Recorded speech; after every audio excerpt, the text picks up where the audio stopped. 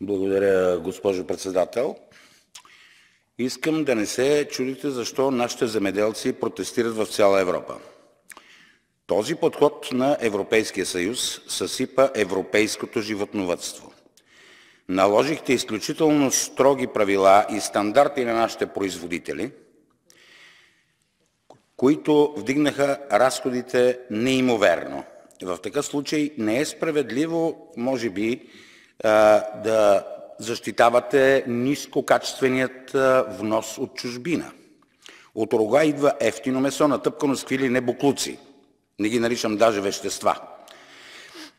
Защо това не беше предотвратено? Очевидно има интереси, които го защитават. Обръщам се към някои парламентарни групи и се чудя кои държави и политически групи в този парламент печелят от подобно подриване на нашето производство. Това не е изолиран случай и защо никой не е спрял вноса на агнешко от Нова Зеландия? Първи въпрос и кой го контролира? Защо така нареченото македонско агнешко, което всъщност е внос от Албания, изобщо не е контролирано и няма абсолютно никакъв контрол на качеството?